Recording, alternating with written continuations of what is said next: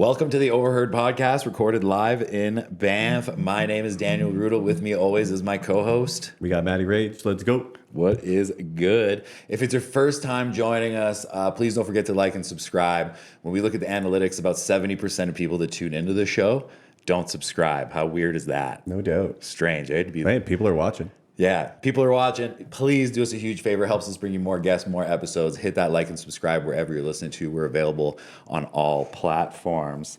Before we get started today with the introduction of our guest, we're going to cut to our ad from our sponsor. So bear with us real quick. We're going to check in with our friends over at Drink Shaft. This episode is brought to you by the Non-Alc Shaft. If you're looking for a clean energy drink that's gluten-free, vegan, naturally caffeinated with real coffee, perfect for the quick pick-me-up in the middle of the afternoon, or heck, in the morning when you're on the way to the hill, be sure to check out the beautiful black non-alc can sold as singles or as 4-packs down at Townhouse Liquor. I know my fridge is stocked up.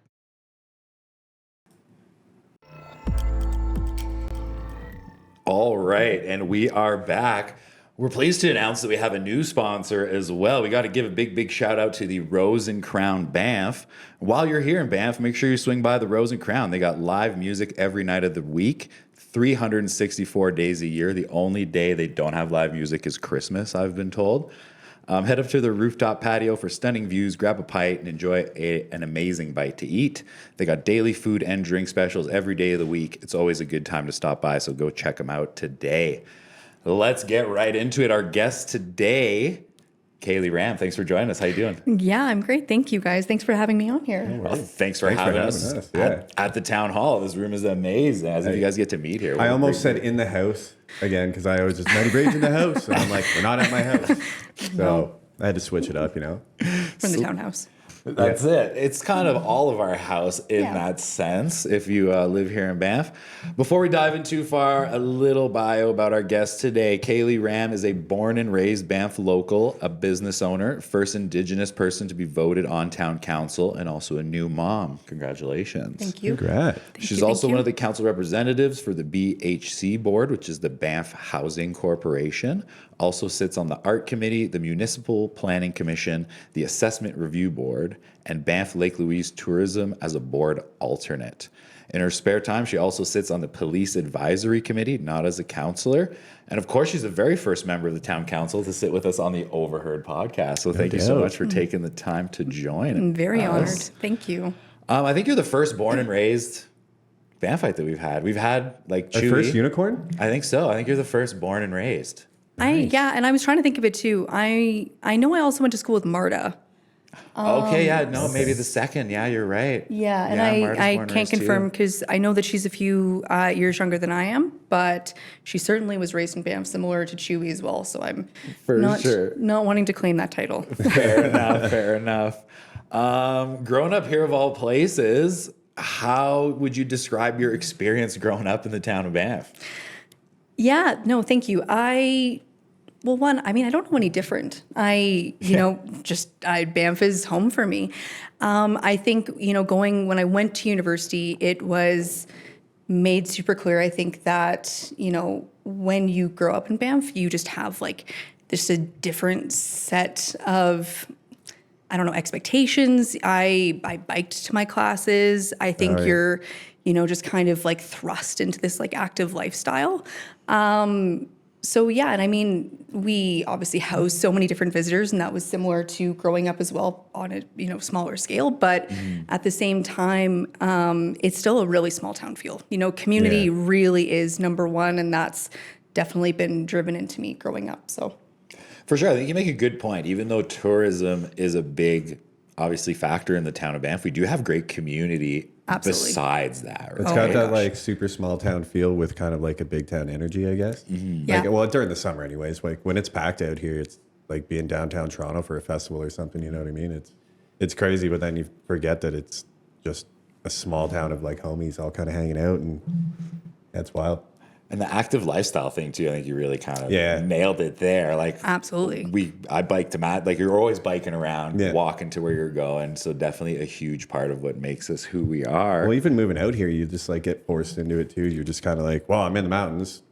I guess I'm going to learn how to mountain bike and snowboard and fish and do all that cool stuff, right? So Absolutely. There's just so many different opportunities. And I know, Bunny spoke to it as well. Like, growing up, you just have so many different options for activities and you don't have to be a super sporty person, but I think you're just naturally an active person. Yeah. 100%. If not, it's going to be a pretty long year for you. Yes. Yes, it is. No doubt. When you think of Banff at its best, what does that look like for you? I mean, sorry, as we're looking outside, like Banff at its best is, again, I think biking around, you have like different, maybe a barbecue. I think it's, again, my mind just goes to community events. It's people that are gathered together.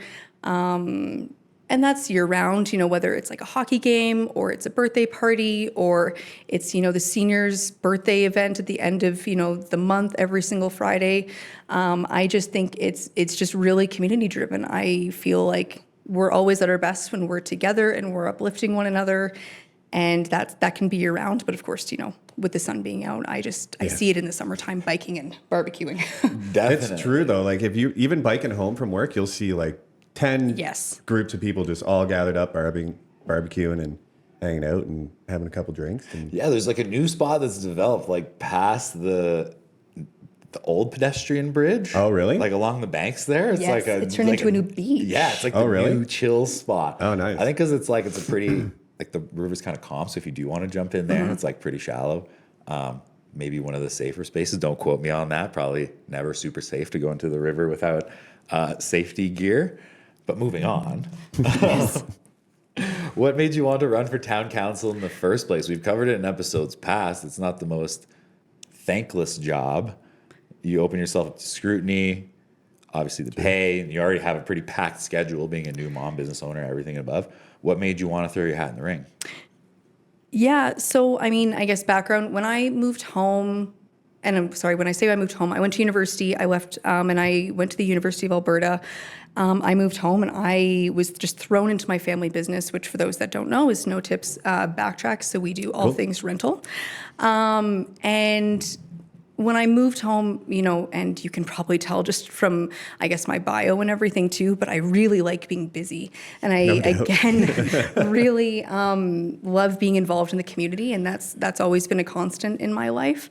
It's certainly been drilled into me for volunteering and just being involved and whatnot. So when I moved home, truthfully, I was navigating the business, getting involved, coming back into the community. My dad was battling cancer at the time, so I just wanted to also be distracted. So I found 2 different coaching gigs. I did it with Canberra Minor Hockey, and then as well as the Hockey Academy, which I'd been privileged to be a student at before. So it was really fun to have a bit of reverse role. And then in the business side, I started to get involved in the tourism sector a little bit. I really didn't know too much about it coming back in.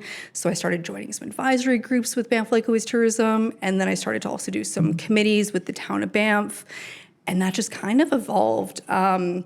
Afterwards, I wanted to join the hospital board because I'd seen so many of my family members just be privy to the amazing service that we have really at the Banff Mineral Springs Hospital. So I just wanted to give back. So I joined the hospital board, and then the police advisory committee had just been formed shortly after that. What does that involve, like the police advisory committee? Yeah. So unfortunately, it's now turning into a town committee because the province of Alberta, the government of Alberta has just turned it into it being needed to be mandated through the province. So it's now kind of being shifted, but the mandate's pretty similar where it's not giving direction to the RCMP, but it's giving community feedback. Which are, for those who haven't met Sergeant Mike Buxton Carr of Banff, we are so lucky to have someone who's so open-minded. He always loves getting feedback. He really tried to get the makeup of the police advisory committee of just so many different people in town, those who are representing, just different groups, and he got that. And so we just, would go round table and be like, these are some of the concerns. It would be anything from bar watch to, someone was really involved in like a Muslim and Hindi group in town. There was obviously, I was kind of more the younger demographic as well as, having working staff as well that are transient or, temporary foreign workers. So anyway, it's fantastic and he's amazing. So anytime when they do like coffee with a cop, I highly suggest meeting with him. I've seen those That's cool. events all Yeah. over the place, actually. Yeah, we should probably go to one of those. That's a one of sick these title days. too. Yeah. Coffee with a cop. I know. It's like just rolls off the tongue. It does. And they're so approachable. And it obviously can be intimidating with, just people's past experiences or, hearing from different people in authority. But, Buxton Carr as well as his team just really take that away. So they're super approachable. But yeah, anyway, so then after joining a few of those, the town had done, the plan was to refurbish Bear Street. And Right. there was a bit of an advisory group for business owners wanting to communicate to other business owners. I volunteered, and then, as we know, COVID happened. And yes, and can't forget that. And God. so after COVID happened, the town, rightfully so, scrapped the advisory group and just said, hey, we're going to do like weekly updates. Cool. And yeah, which was super helpful, Okay. on Zoom and everything. And I got to meet so many people who I did not know were involved on Bear Street. Then, I just became, a bit of an advocate, I'd say, along with a few others. And, there were some things that we wanted our voices heard on. And so I, had kind of gone, door to door for like different businesses and wanting to kind of gather us all together, as well as I ended up speaking in front of council a couple times. And I, after that, had a few people come up and say, have you considered running? And I was like, well, no, it was never something, in my purview that I really, thought that would be something that would be for me. But, sometimes you just need someone to say, I think you'd be really great at that. And so from there, I just kind of considered it. I talked to my family, saw if they were okay with it, kind of gauged on that, as well as also my managers at work. And then fall came along and I put my name forward. Amazing. Yeah. Sorry, very long-winded answer. Well, but no, that's awesome. That's kind of what we wanted to touch base on, kind of how you got that ball rolling for those that may be in the same boat. yeah, totally. Crazy. So how would you say your experience growing up here kind of impacts your decisions as far as town council stuff goes, like policies and whatnot? Because like you've been here your whole life, right? So Yeah, and you've I got an mean, interesting take on it. I'm sure that some councillors might not. yeah, no, and I certainly like to think so. I guess also background, my dad grew up in town. Oh, cool. So Yeah. Cool. I was 1 year off getting the same teacher as him, which is, My dad and I actually had the same fourth grade teacher, Mrs. Did you? Smith. Yeah, That's she was like ancient, but she was awesome. That's small town vibe for Oh, yeah. sure. exactly. If that doesn't scream small town, I don't know what else does. No, So yeah, I was 1 year off getting the same teacher. We didn't end up doing that. But so yeah, my dad grew up in town. So there's so many people in this town in our community that, will still come up to me and be like, oh, I knew your grandparents. I knew your dad. I golfed with your mom. That's cool. So, I think that scope in itself really has like also helped me remember as to what the Banff was that obviously I knew growing up and has evolved to obviously what it is now. And that could be also said for, in the 70s and everything as well. But with that being said, I think, I am really fortunate to hold different, and I, again, will never say that I speak on behalf of anyone, even though that, I like to think that I hold a view of being a new mom or, being someone who's Indigenous or being a small business owner, but also growing up in town and having an appreciation for those that are, aging in place, because I've seen that with my own eyes from my own experience with my parents and grandparents. So, all those different scopes, I'm very, privileged and lucky to say that I do have. I will never say again that I speak on behalf of anyone who falls under that category either. But yeah, I think that is what I bring to the table at council that's unique. Very cool. I think you wear, like you said, very many hats as far as that goes and very many different perspectives, which is one of the big reasons we wanted to talk to you. We'll get onto some more of that personal stuff in a little bit, but when it comes to actually running for council, how would someone go about getting their hat in the ring from someone who's been there before? Yeah, definitely. And I'm super glad you asked that. One, and again, I won't speak on behalf of other councillors, but I am very, very positive that every single other person on council, as well as the mayor, are very, very open to having those conversations and saying, if you want to put your name forward, please like come talk to us and, you know, like let us tell you, you know, what our experiences have been, you know, maybe something to expect or like what the process is. So yeah, please reach out. All emails are on the Town of Banff website. So Cool. I feel confident that I can speak to everyone being open to that. But anyway, you know, you one have to just decide if you want to run. And then if you are thinking of running, what I did is I talked to my immediate circle because again, in a small community, and I'm sure even you guys might feel this way, you know, with having a podcast and having a voice, or whether it's, you know, doing that or being in a small business, people come up to you. So, and they'll also come up to your family or your partner. So I definitely, you know, kind of touched base and said, if you're not okay with this, I won't do it, because at the end of the day, they're impacted by this as well. So I kind of touch base on that. I also touch base with my work as well. I'm really, really fortunate to have such a good manager core at my work that allows me to have so much flexibility. So I really recognize that as well. And, you know, some people also with their work need to maybe give some notice that they have to have a very flexible schedule when it comes to fall and campaign, because it is a sprint. For sure. Yes. So, I mean, and depending, people begin to, like we saw last election, there were a couple people who put their names forward in June, campaigned all summer, and then still continue that sprint in the fall. And then, you know, similarly to myself, there's people who just do it, not just, but do it from, you know, when you put your name forward in end of September, and then it goes until mid-October. And that whole time you're going to events, you're, you know, obviously showing face, you're talking to as many people as you possibly can. And, you know, you're going to debates, you're door knocking, whatever that looks like in your campaign scheme, which is also probably what I would say next is you have to, you know, decide as to, are you have to get photos usually done, you have to get some pamphlets or magnets. People do also raise money, so you can get donations, and then at the end of it, you just have to declare it.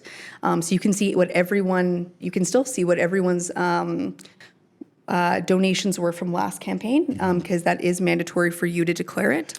What would those funds like go for when people are donating to, say, a campaign, like for signage or? Yeah, some people will say, I want to buy, you know, your sign, so here's $500. Okay, fair. Or other people will just be like, you know, I believe in your messaging, here's $50. Fair. And then you do set up like a bank account, and then from there you can buy all of your pamphlets from Canva, or there's obviously, you know, supporting local for your pins or your shirts and everything, you know, with Defending Awesome and whatnot. So Big shout out. Jim, I think, is very busy always during a municipal election. Oh yeah, sure. I could see that. So yeah, I mean, that definitely is part of it. And then you officially, there is on the Town of Banff website, when you go under the election, you have to get signatures from, I believe it's at least 6 residents who live in town. Oh, okay. And then they have to have like all their addresses and everything like that. It's between 6 to 10, and then you have to submit that to the municipal clerk. And then once that's verified, then your name officially is in the ranks for going forward with the election, and then you're thrusted into it. You are. And then you just, and I mean, you want to kind of work on your messaging probably a little bit beforehand, obviously, but you know, I think at least from my experience, the more you do it, the more you perfect it. Right. And I think people see that as well, is that, you know, like it's more the genuine conversations and interactions that you have versus like, you know, a perfected speech. Yeah, I think that comes off pretty evident when people do take the stand, or when they do start to kind of expose themselves when they're running. If you have rehearsed points rather than just being yourself, I feel like that always is a little bit more resonant for Do you sure. think there's like a slight difference between, say, running for town council here versus somewhere like Toronto or like Calgary or a major city? Oh, 100%. I mean, when I've gotten to know a few different councillors from different cities, one of them in particular was Calgary, and it was actually because she was the very first in Calgary to take she didn't take a mat leave, but she was the very first one to be pregnant and kind of continue through that. So we were pregnant, you know, in similar times as well, which was really neat. But I remember seeing their campaigning and just like, it's so full on for like all of the media stuff that they have to do. Like Right. they have, Oh, I guess, yeah, especially yeah. because like they're wards as well. So you're like really right, just right. focusing on that. But on top of that, like you're still focusing on what like is best for the city. So I'm really feeling fortunate that we are not in a ward system. For sure. Yes. Yeah, because that's like, so the ward system is basically just you've got your own section of the town that you basically have to Yeah. take care of on top of balancing everybody else's wards. And I'm sure that Yeah. people could butt heads quite easily when it comes to stuff like that. I can only assume so, as well as, then you're focusing on like obviously all the city matters, and then Right. their committees as well to that are just, yeah, their agendas. I mean, we obviously think that ours are really big. Theirs are thousands of pages. There's a reason why theirs are, where they're full time. It has to be kind of broken up like that in a big city, I guess, right? Yeah. With so many issues going on at once. So once you get elected, so you run, you get elected, what does your day-to-day look like as far as a council member? Like how much workload are you taking on by becoming an elected? Yeah, and I mean, it really varies, truthfully, day to day. Like if we have, so for example, we just had a council meeting yesterday. So you show up before 9. That can vary, at 8:30, and then usually the governance and finance committee meeting is scheduled from 9 until 1. It doesn't always go until 1, so sometimes we do have a little bit of a break. Yesterday we I think finished just after 12, and then you get lunch from at least 1 to 2. So yesterday we had a bit longer, and then we have our council meeting from 2 until 6 is when it's scheduled. Now sometimes it does go over into 7, and then going before that, though, you have your readings. So on Monday, everyone gets the agenda. So no one, and that's also when it becomes public. So the same time the council gets it is the same time that it goes live on the website, and you can subscribe to also get notified if the agendas are posted. So you can obviously immediately just start doing your readings on Monday, which is super great. So you're kind of continuously doing that throughout the week. And then whatever your committees are can again vary really week to week. And then those readings prior to that can also vary. So, for example, sometimes in the morning I'll have a Banff Housing Court meeting, which is at 8:30, and that's for at least 2 hours. The readings for that, I would say, would be at least probably an hour to 2 hours of prep, depending as to what's on the agenda. And then usually sometimes that same day, I'll also have a Banff Lake Louise tourism meeting as well, which is at least 2 hours. Which is definitely a big day. I've also had an MPC meeting from 9 until 1. And then later on that day, I'll have an art committee meeting from 4 until 5:30. So it's usually So it's full time, is what you're saying. It certainly can feel full time. Yeah, that's wild. Especially because again, you're doing your due diligence and doing your readings and doing obviously all of that. And I think it'd be pretty intimidating to sit in a meeting and discuss these things without doing the readings, right? Like that's got to be probably the biggest part is doing your homework and reading the material, which is That'd be like not always super straightforward, honestly. Well, like no, I've it's picked up not. some of that material and it's dense. me and him just having a blind guess and like, okay, what are we going to ask them for questions? I guess it's like, who is this person? What do they do? Like, well, and that's also part of it. I mean, it's really intimidating when you're first on council. So when you first get elected, because actually this council, there were 3 people who were new, and that was so it was me and then 2 others, and so we were thrust into a bit of council school, and it was also really though to help us understand, a lot of the levels of like the governance level, and really. As much as we had watched or, done our due diligence over the years or like had experience in governance through committees, it's a whole other thing to really be in that chamber or at that time on Zoom, but still like follow through with what the vote is, what the process is. Like it's huge. And so we had it every second day for at least 2 weeks. We had council school where we also went through all the departments and like what they do, and then we got to meet some of the staff, and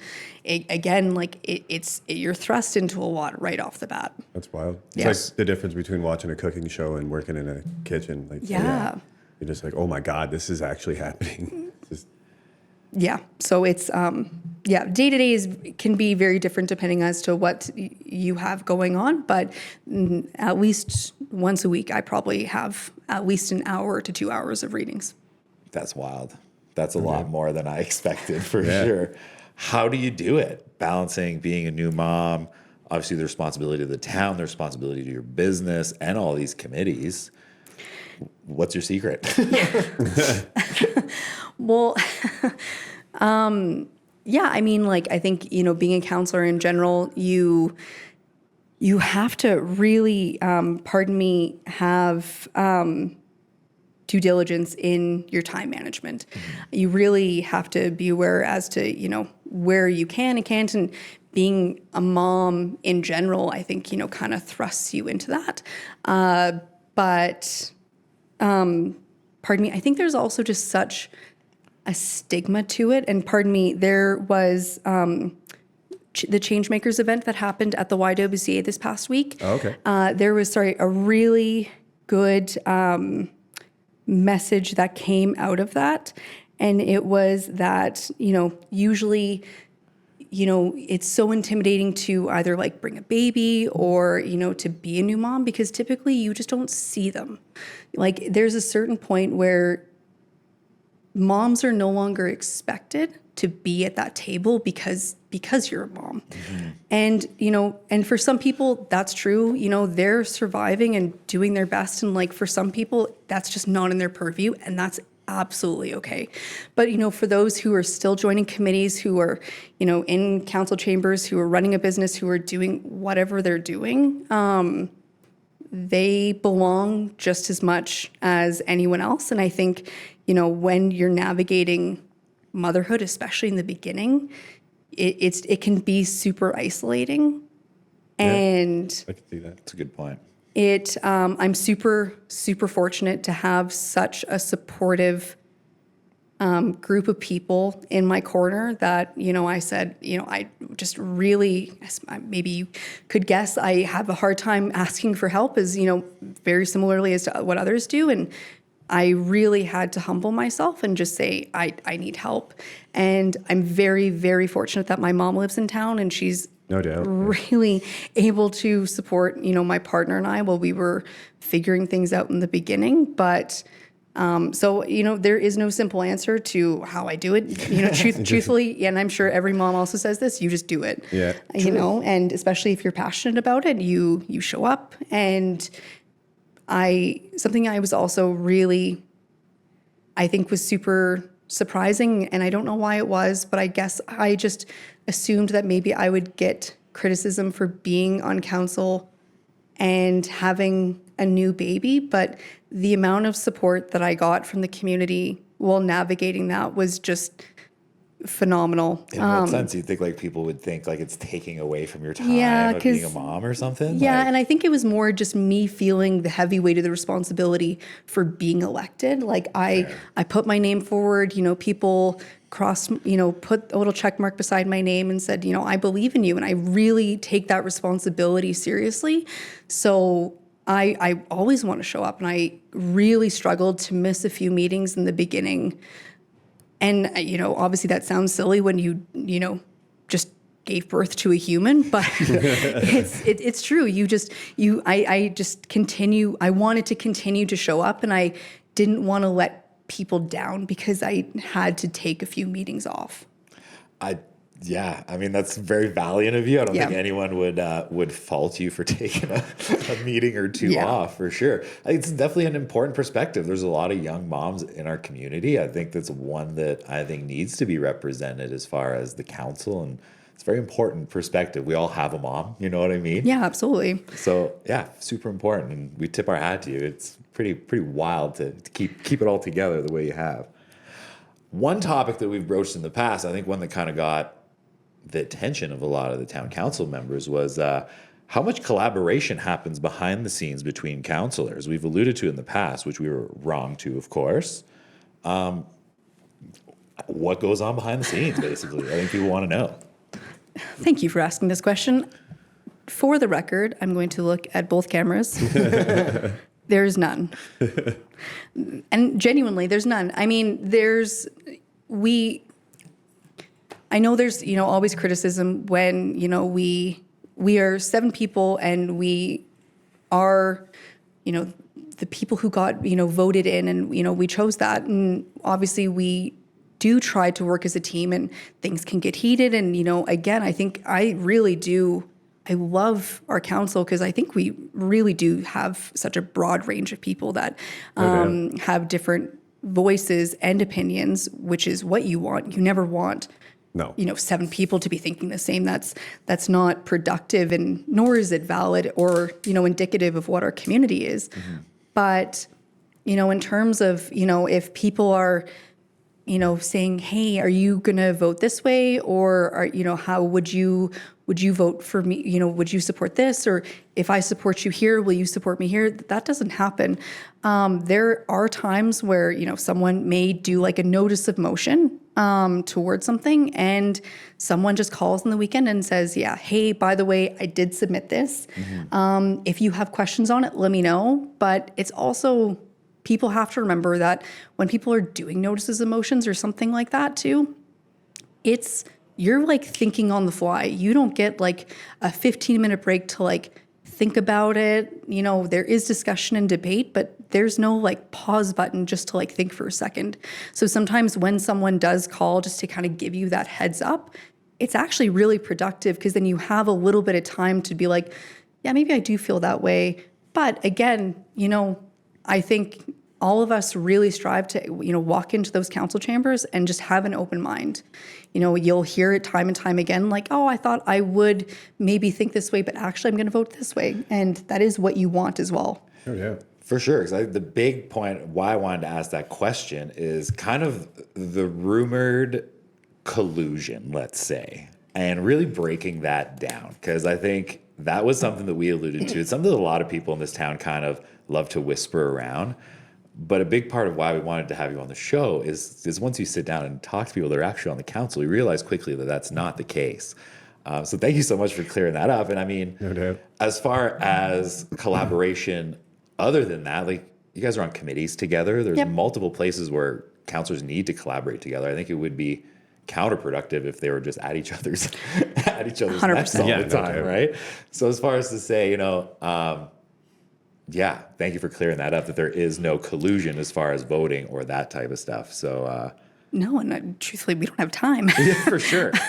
Yeah, she's already busy enough, guys. I don't think there's a lot of time left for that one. Appreciate So that. has being on council and kind of learning the inner workings of the town and kind of the business side of things, like you said, you're kind of privy to a lot of information, how the town works. Has that changed the way you view our town? I don't think it changes the way that I view the town. It certainly has opened my eyes as to like the process, as to how things work. Because again, like, I, felt like I was active in following, many things in the town prior to being on council. And it's just a whole other to be, sitting in the chambers or to get updates or what have you on things that are happening also outside of our boundaries, whether that's, finding out that we're getting redrawn and, we're now part of the Yellowhead boundary for the federal election that just happened, or, what's happening also in the federal government. If they have like any sort of change in staff that would impact us from like maybe a Parks Canada perspective as well. Right. There's a lot that you don't realize, I think, as a community member, and also rightfully so, because it's so difficult to follow, that you really get thrust and your eyes really get opened, I think, as to what the process is, and also realizing, again, like it's not as simple as just, like doing this. Like there's so many different levels of government involved in Banff especially. Honestly, great point. There's a little, we're kind of come to a question about that in a bit, but I think people are so quick to be like, oh, why don't they just do this? And it's like, again, we've done that. We do that almost every episode. Oh, why don't they just do that? I think the processes to getting stuff done, Absolutely. as far as not only municipally, but federally being in the national park, there's a lot of red tape going on there for sure. Yeah, let's get right to that question. What is the biggest misconception that you think the general townspeople have when they're discussing municipal politics? I think that would be one of them, is just you can just say and do things. 100%. And, again, we have, because again, we are a little complicated. Like when we fall when we want to change anything or look as to like what bylaw that we have to follow as, a municipality, like we're governed by the MGA, which is the government of Alberta, while at the same time we're leasing land from the federal government. Like it's a weird place. Yeah, it's a strange place. It is. It's a bit of, the upside down, if you will, when it comes to a lot of different processes and knowing like, oh, well, you could do this, but you also have to get, this permission and you have to apply for this or talk to this person. It really is quite murky. So I think that's definitely a misconception that like it's as simple as, because, unfortunately it's not. For sure. One issue that kind of comes to mind as we're discussing this is people that are talking about limiting access to the town. And like the town of Banff just doesn't have the jurisdiction to do that, right? Like you've talked to the mayor, we've talked to a lot of people about this, and a town does not have the physical jurisdiction to limit people's travel like that. 100%. The more we broach it, the more crazy it kind of sounds to say it. Well, and I mean, you see it though. You see it in the U.S., especially when you like look at their national parks and they have reservation systems. Yeah. Yosemite and so many different places where that happens. So I do not blame people for saying, well, why don't you just do this? Because solutions like that probably would be great. They admittedly, but at the same time, there's. When we looked at it, there's also like the Transport Act that we have to go through with the government of Alberta. Highway 1 passes right through town, so you cannot limit people access on the main thoroughway through Canada. And then on top of that, we also lease the streets and from, the federal government, Parks Canada, and we have, certain, fine print when it comes to those streets with our lease. And so obviously if we were to change that, that's also another process that we have to go through. And then I think the only other misconception that I'll kind of add is that, there's, maybe collusion when it comes to within councillors, but I also think collusion when it comes to, different companies or people in the town. Okay. In what way? Like, you mean? I mean, I've heard it before where it's like, well, you're just in, someone's pocket. Okay. Yeah. All right. Let's talk about that for sure. Yeah. And I'd love to when it, especially when, and I don't want to, get into it, but obviously when, the pedestrian zone was happening, I talked to, another very active community member in this town. And I was like, you can check every single one of my emails, my text messages, and I think that can be said for a lot of people. And there was no talking to, like the yes side to like how we can better support them or like anything on like the better for, what is it, the Banffites for a better community. Anyway, the no side, sorry. The yes and the no side. I can't remember what they were called. But anyway, so there was no messaging there. And I think that can be said. It's always conversations that I have, even with people that I see in IGA. And they're like, well, you're only really benefiting the business community. And I said, well, I think if you also talk to the business community, they also have some gripes with us as well. So sure. It goes both ways. It does. And, there is no pleasing everyone, but I definitely don't think that, there is no collusion in the background that's happening for us to be like, let's, we're going to support them. I think it's just an easy accusation to throw around, one that's often thrown around without evidence. Yeah. I think that would be a little bit, I think if you're going to throw that accusation around, you should probably come with a little bit of evidence, which is not the case generally.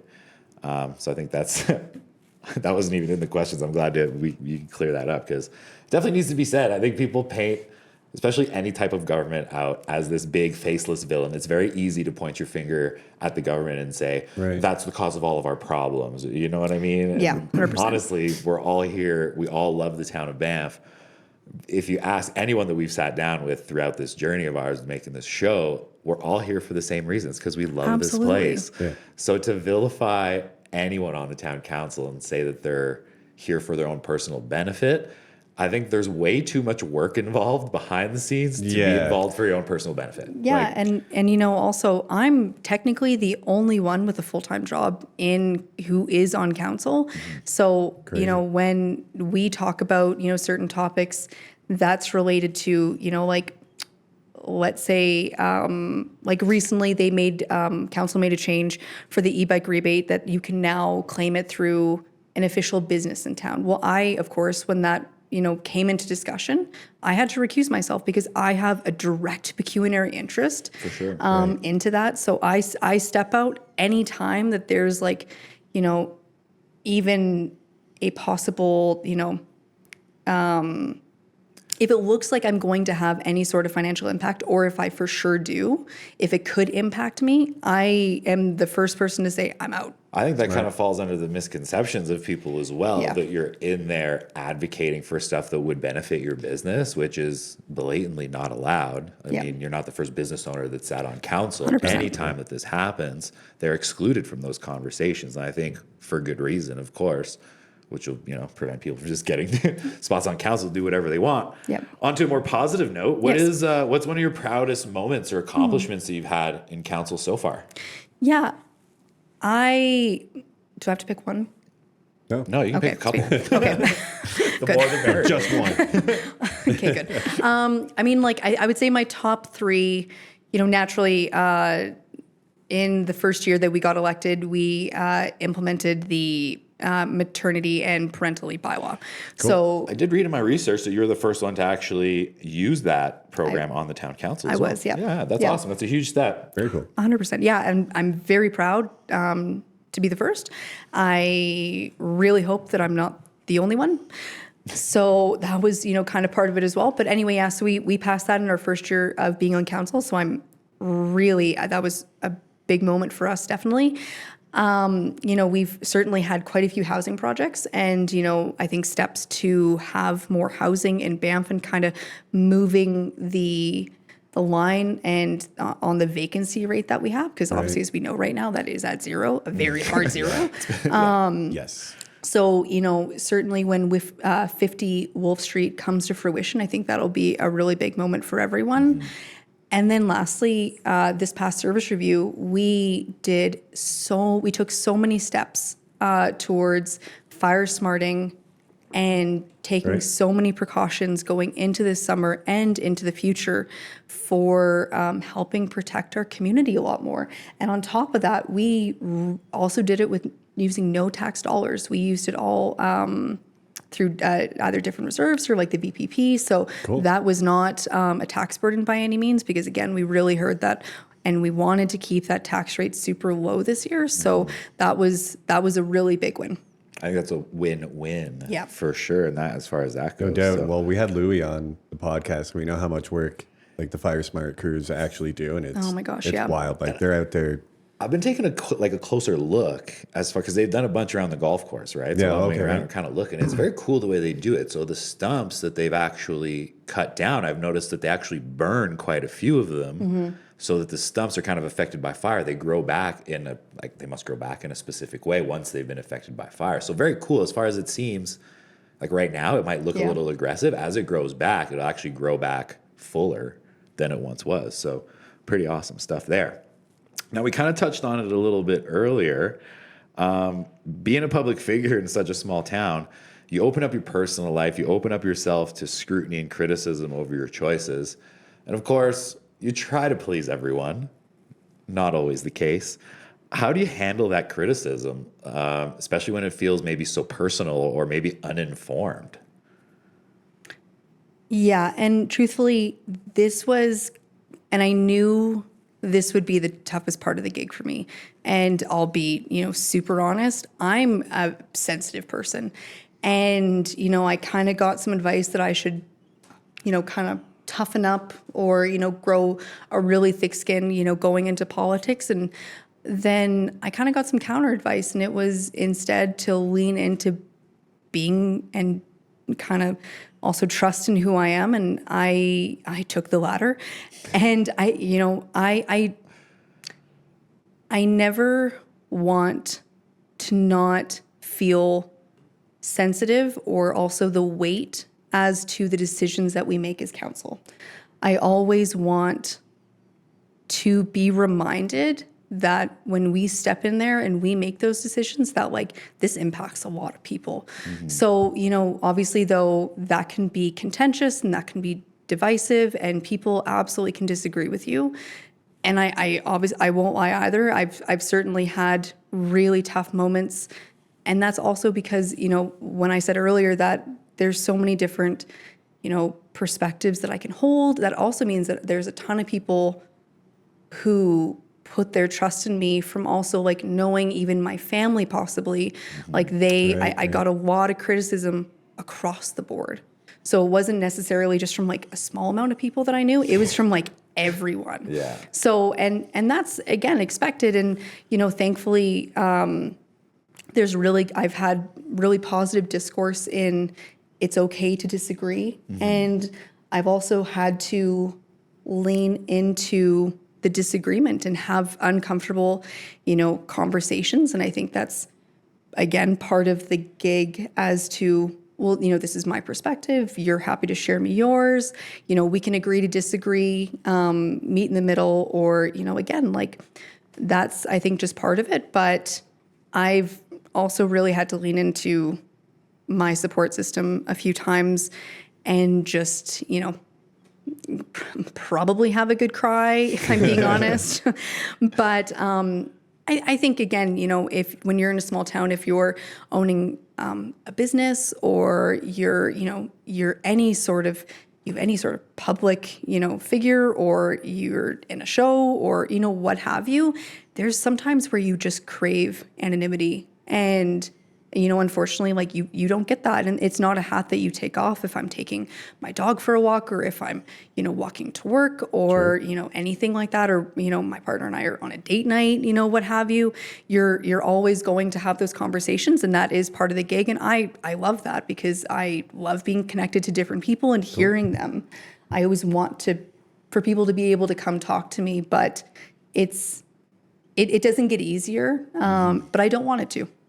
I really liked your answer about like toughening up, maybe not being the answer for you. Yeah. And just to being receptive to even the negative comments. I think that's huge.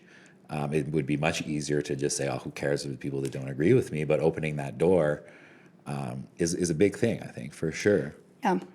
I think you can get jaded pretty quick doing that, though. Like, just not caring what anybody thinks is just like, at the end of the day, like, especially in a position as a counselor, like, you kind of have to give a care about what people are saying, like, or what people are thinking or how they feel, right? Like, it's kind of part of your job. Yeah, for sure. And I don't know, it's just crazy that someone would say, oh, like, just toughen up, don't worry about it, like, let it slide. I get it, but yeah, and it maybe it's just, and it was them coming from a different time. They were a bit older, so right. That like that could be it. But still, you're absolutely right. Like I think it's just you're told when you enter into like a tough, maybe like a life stage or a different event or situation. Like it's always like you'll figure it out. Like it's fine, and so when you're entering into this very public role, it's again, I think just like assumed that like, oh, you'll toughen up and you'll get used to it. And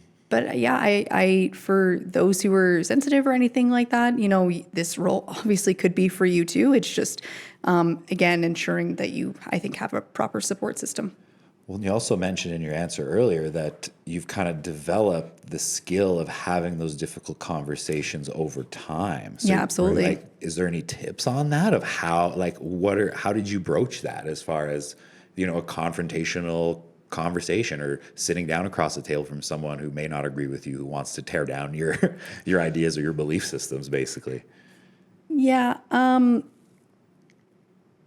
think and truthfully, I think anyone who's in service work really is opening themselves up to criticism or, anything like that. So certainly, at work, you kind of get practice for, getting criticism on, oh, I didn't see a bear, or there were too many mosquitoes, or, I got a flat during my rental. So, there's always kind of mitigation, I think, on that. But I think at the same time, really remembering, and we kind of got part of this in our training, is everyone has a story. What I try to do and what's encouraged is, well, trying to understand what brought them to their story, what were their experiences and, you know, their life experiences that have brought them to this experience and where they're at now. And, you know, as my job is to try to hear them, understand that as best that I can, and really, you know, either like explain my side or also just understand that we're just at a crossroads there. So, you know, it is uncomfortable, but also it's a bit of ripping off a Band-Aid. And, you know, truthfully though, again, it's reminding yourself everyone cares about this community. Mm-hmm. And, you know, you have to remind yourself that. And most times when you're having those conversations, you're still leaving on a good note because people just want to be heard. For sure. I think that's a big part of it is people want to be heard at the end of the day, right? Absolutely. Crazy. Was there ever a particular time when you just kind of questioned, like, is this all worth it? And if so, like, how did you kind of push through that? Yeah, I would certainly say, again, not to bring it up, last summer was super contentious. Yeah. And very divisive. I certainly wouldn't say that, you know, it made me question whether or not it was worth it, but it certainly, that was certainly the tough time. And, you know, and I'll speak from my experience. So again, background, in the first term that we got elected, you know, during service review, pretty much, except for this year, a Banff Ave pedestrian zone and a request was put forward. So we've seen it every year again, obviously up until this past service review this December. Right. But the first year I voted no. And it was, you know, and for various reasons that I did end up voting no. I obviously, if you look historically as to how the votes went, I ended up turning over and voting yes. And so there were a lot of people that followed up and said, you know, I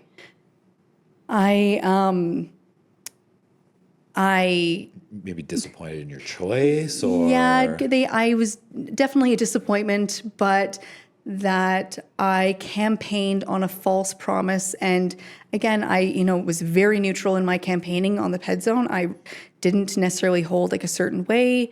You know, I was quoted in saying that I didn't think that we were ready yet because we just come out of COVID and we hadn't, you know, done community feedback. We hadn't really looked at what the transport was like or like seen too many stats.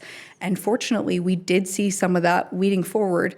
But regardless of, you know, I'm truthfully, the people who were able to vote and who went out and voted, the community spoke in that regard, and that's fine. However, it's that time when people really came at you. Probably jumped down your throat a little bit, especially as far as the voting no and then voting yes. Yeah, I had people who scanned an interview from when in the newspaper, and they put it in my inbox and highlighted it and said, you know, wow, you promised us this.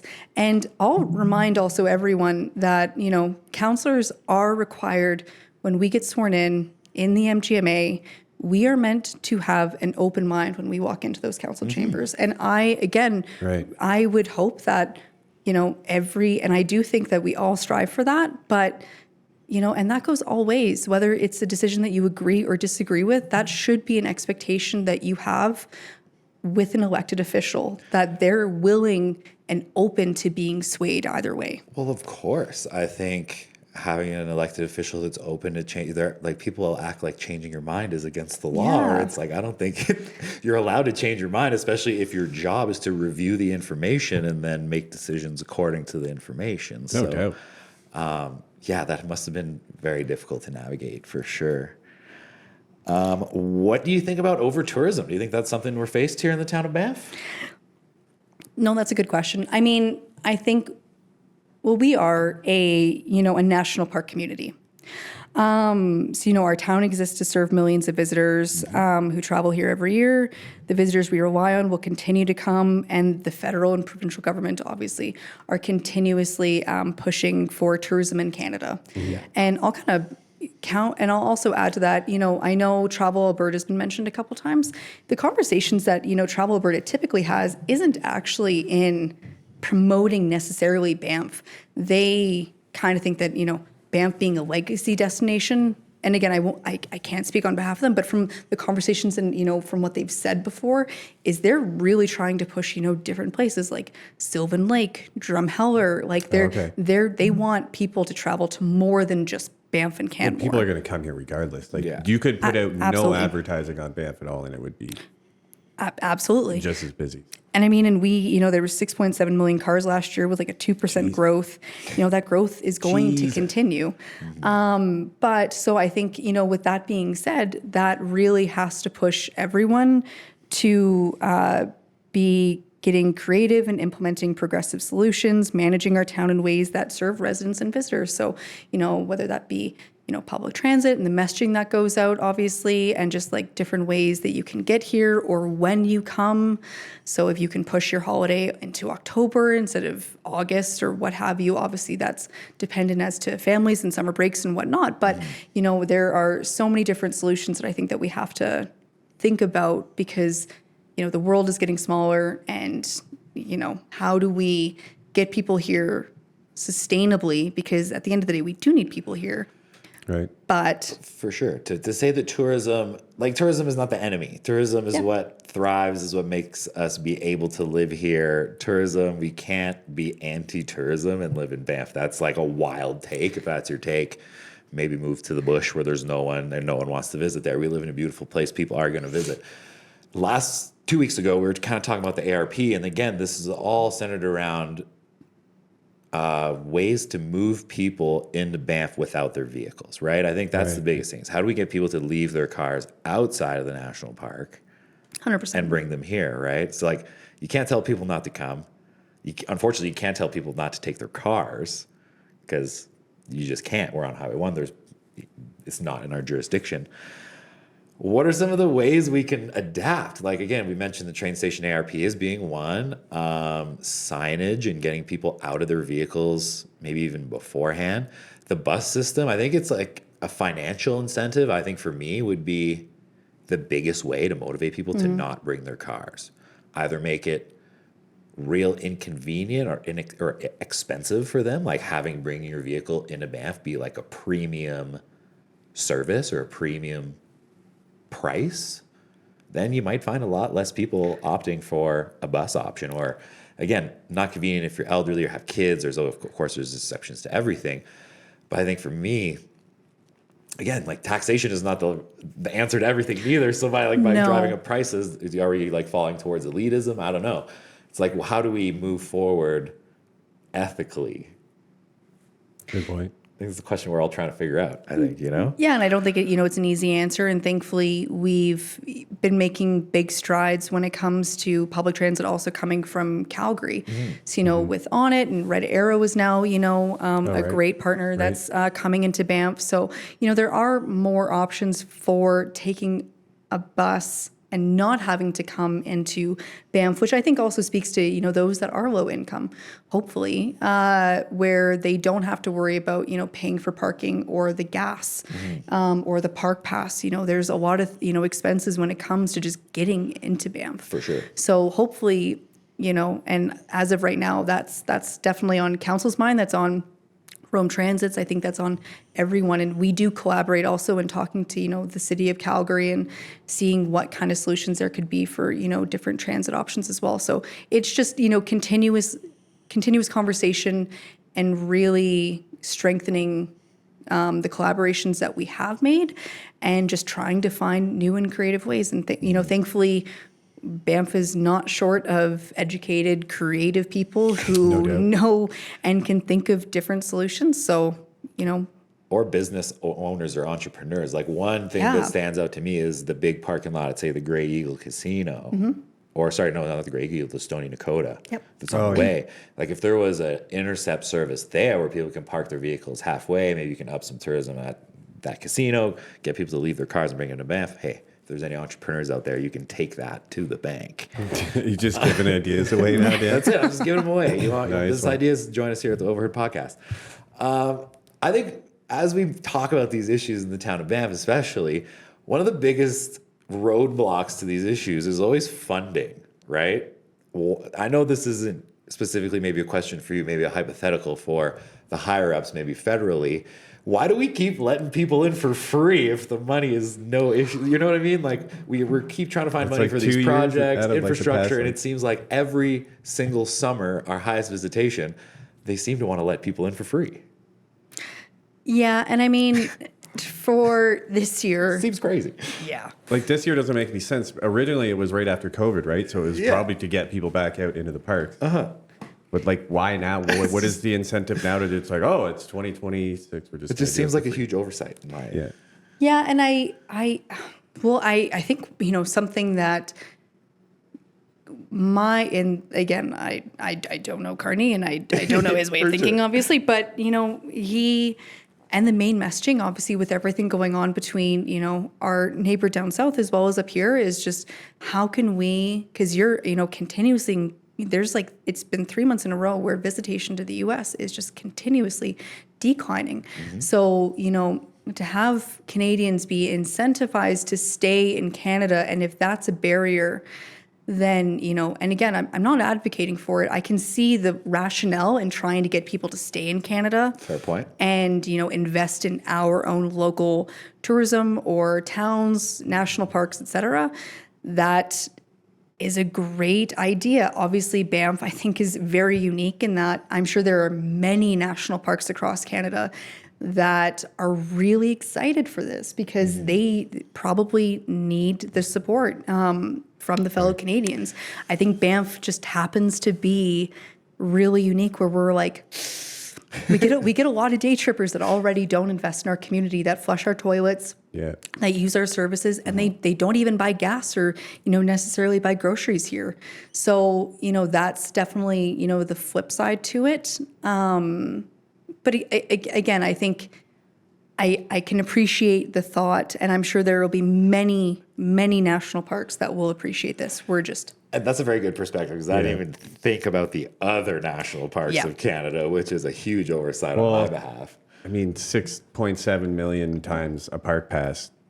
A lot of goddamn money. It's a lot. That's a lot of money. That could be a nice new bridge for the other notch. a nice couple new lanes on the bridge. We kind of talked about it earlier. Always debate about limiting park access or, say, a parking reservation system. What are your thoughts on that? Well, I mean, we've seen that it happens, and actually, it's a great question. We recently actually had a counselor and town administration go down to some U.S. national parks recently, and they had a ton of conversations with superintendents, with different counselors, with community members, et cetera, and the insight was really informative. And when it comes to reservation systems, you know, one of the takeaways that I really heard was it's super great from a user perspective, from, you know, a visitor experience, that you book it, you pay the $3 booking fee, you get there, you have no problem finding parking. You know where your stall is. There's no overcrowding or anything like that. But they were very upfront as well, though, that the two people or demographics that it has impacted the most is low income and those over a certain age of, you know, let's say 65 or 70, where technology isn't the forefront or their strong suit. Fair. So, you know, when it comes to low income, though $3 or $5, whatever that may be, Right. is still a barrier to, you know, having a reservation system, as well as those that are, you know, over a certain age where, you know, technology isn't a strength and hard to navigate. They don't get that opportunity. And as well as we know, you know, service workers and the frontline staff typically are the people who get the brunt of these decisions.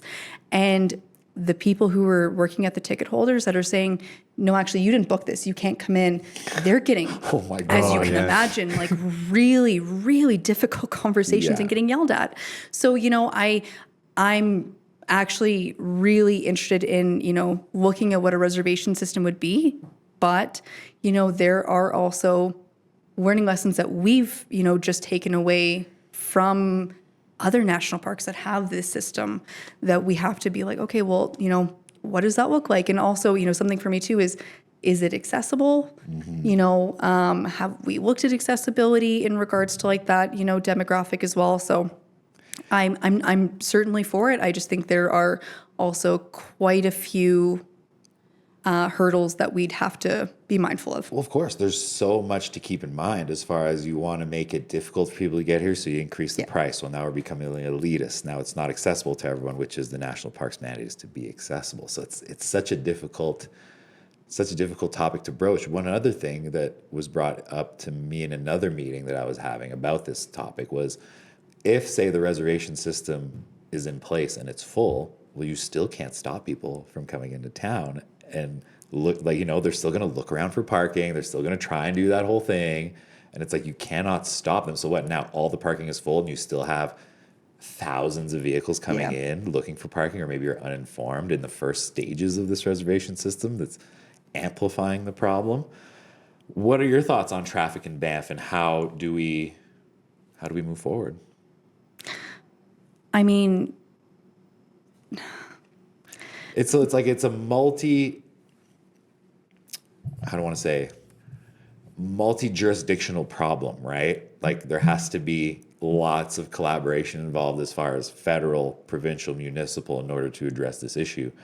Maybe the question is, like, how do you think we achieve the answers to these problems by working together? Like, I think everyone has to be on board, and and that's from top down.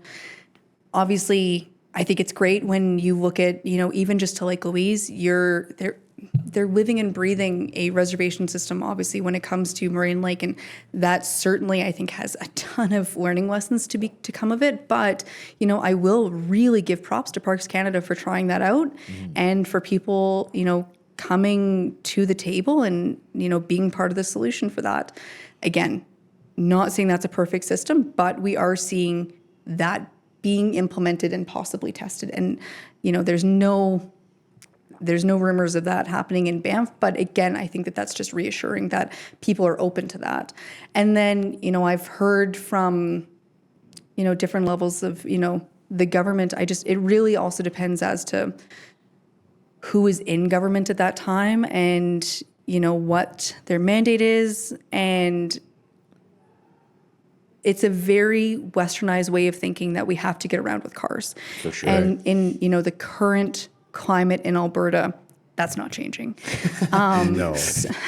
Well said. So, you do obviously need everyone on board, and we have an amazing MLA when it comes to, speaking on behalf of, Banff and, the Bow Valley. But again, she is in the minority for the government right now. So that's really hard. But, I think as, Banffites, where that goes, I think we all do an amazing job of, again, having a really active lifestyle, using a bike, when and where we can, and obviously, trying to limit it. But that also just comes with living in Banff. It was something that I knew growing up that, hey, if you have the Canada Day parade, you live across the bridge, you're not crossing the bridge today. No. You're getting groceries the night before, or the day before, or days before. So, or you're walking downtown, and that's just, not like, it's knowing what's happening right now. But I do think as a community, we're making a huge mode shift. So that in itself, I think, is really big. I think you touched on it. Open-mindedness is kind of the big takeaway from that answer for me, is as a town, like, if we want solutions, we have to be open-minded to those solutions. We can't just be like, no, this is not going to work. No, this is not going to work. It's a very, very tough line to walk between being a national park and, like, needing more infrastructure, needing more housing, and then, we're trying to protect this place as well while showcasing it to the world. It's a strange little dichotomy that we have to work in. No doubt. With the election coming into to the fall here, what qualities do you think we should be looking for in town council members, like for our prospective voters out there? Whether it be yourself or others. No, and I mean, absolutely. I think, forward thinking, about, the town of Banff and, again, as you guys have said, for what the future has. So, for what they see a vision of what Banff is in 5 years, 10 years, 20, 50, what have you. I think there should be, some ideas maybe stemming from that, connected to the community, a listener who has roots in the town is someone who people can identify or who can relate to, well-spoken, articulate, able to diffuse anger. And that can, again, really be said for those, divisive conversations that you can inevitably and will have with the community members. For sure.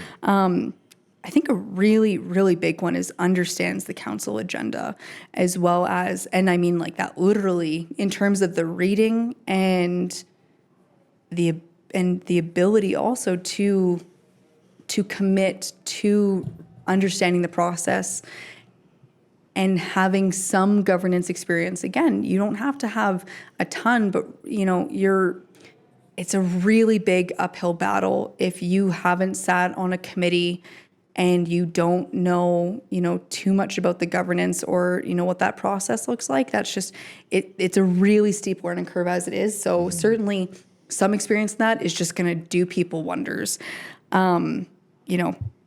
Thoughtfulness, so, not acting impulsively, financially, literate, so they have an idea of what budgets look like, and, and that can also be in the sense of being business-minded. They don't have to own a business, but, again, when you have also an idea as to the balance of what businesses/visitors are, as well as the community members, that is really important because, again, we need tourism and, that's through business. So variety of skill sets, collaborator, I just think, and also the strength to be able to speak up and push back. So, because again, it's really easy, I think, to just be caught up in the whirlwind of it all and just, yes, no. You have to be willing to say, no, actually, I don't agree with that.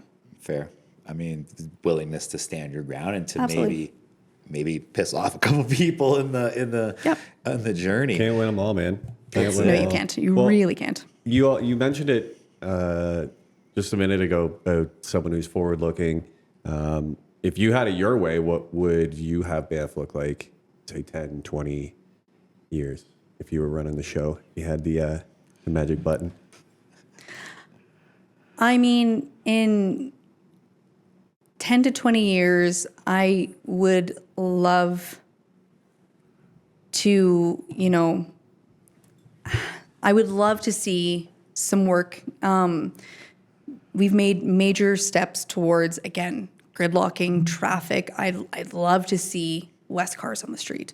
What that looks like, whether it's from, a major, parking facility, or it's, through a train, or, through, buses that are coming in, or what have you. I would just love to see some movement on moving the needle, I suppose, on cars and the less dominance that it, currently plays a role in everyone's experience while they're here, and that's Right. both community members as well as visitors.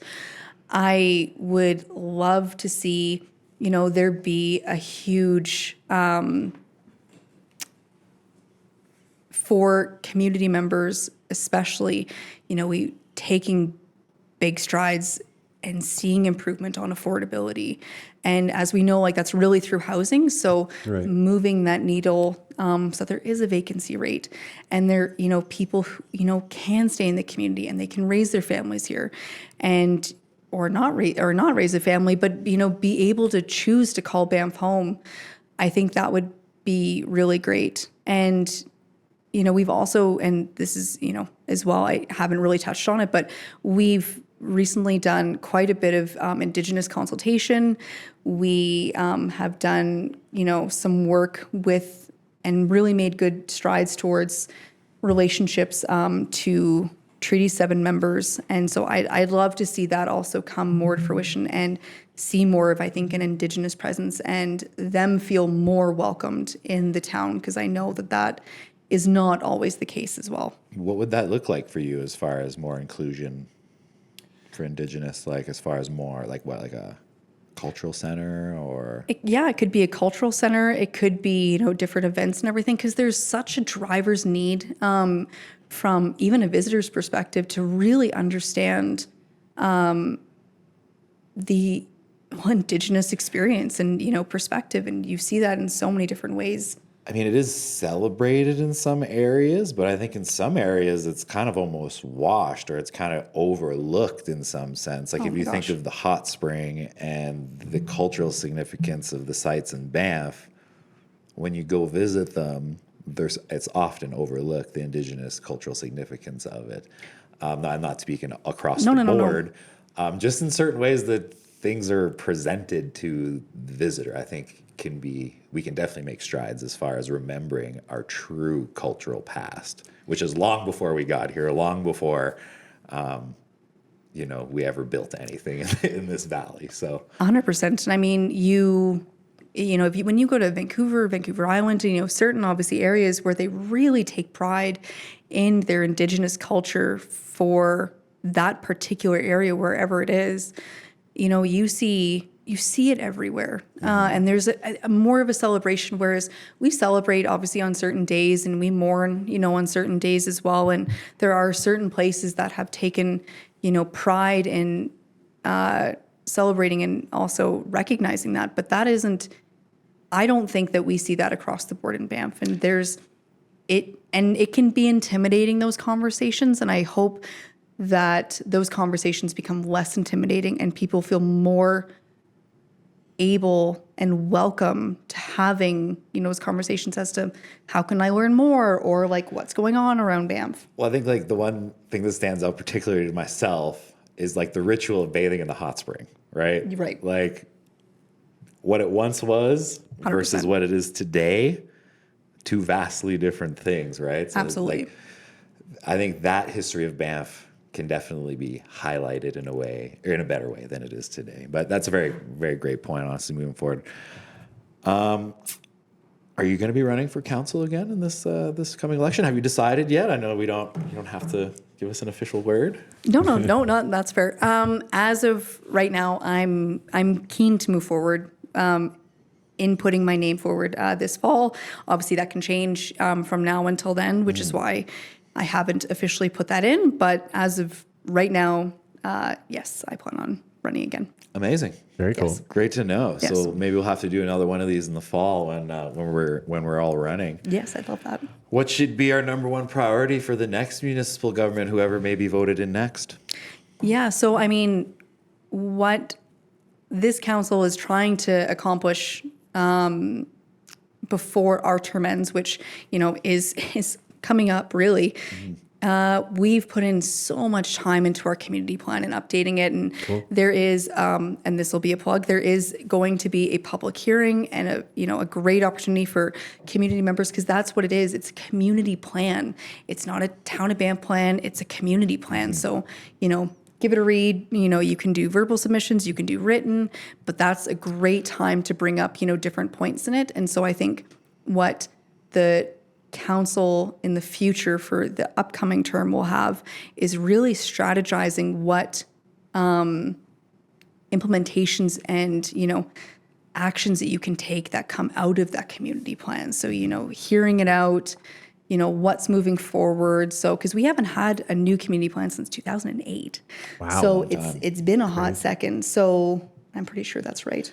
And I think the town of Banff, in their post too, they phrase it very well. There's been definitely open conversation and they've been imploring people to give their opinion on it. That is the document that kind of guides the planning moving forward. So a very important document as far as how we run the town. So for all the opinionated people out there, Please. go have your say. The time is now for sure. No doubt. Yes, please. So I think, moving forward, definitely future council will have the opportunity to make some action plans that come out of it. Cool. Amazing. Yeah. Because I think, Very change cool. is scary, but the alternative is if we do nothing, that's an even scarier alternative, isn't it? Oh yeah, we'd be overrun by now if we didn't do anything. It would be a madhouse here. Like, we already had 6.7 million people through a town of 8,000 last year. And that's just cars. That's not even how many people were here. Like it's exponential. It has not gone down.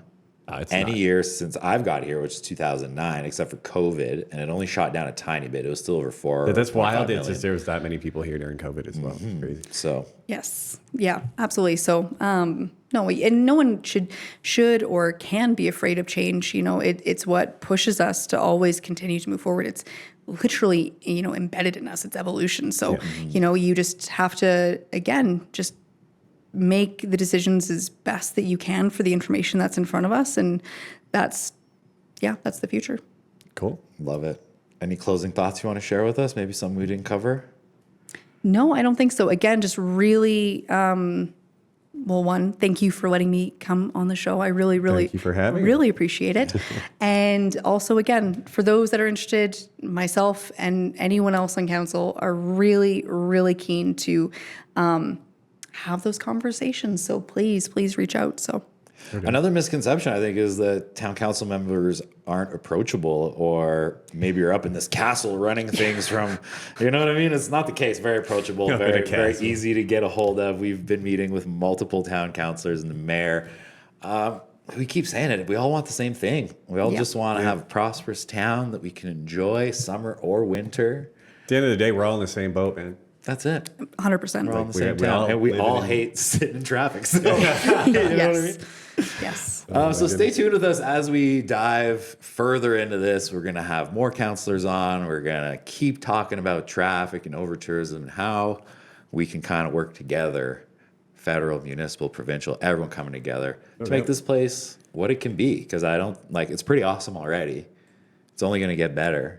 Can only go up More from here, people baby. love it, right? So stay tuned. We'll have plenty more. If it is your first time joining us, please don't forget to give us a like and subscribe. Tons of people listen and don't subscribe, which, it would warm our hearts, me and Matt, if you can give us a little like, would make my subscribe. day. We can grow the channel and get more people on. We want to give a big thank you, Kaylee, for coming on, talking to us, sharing your insights. Learned a lot. Yeah, learned a lot. Oh, good. I'm glad. And then I think, just let our audience get to know you a little bit. I think it's easier to throw stones at someone that you don't know, right?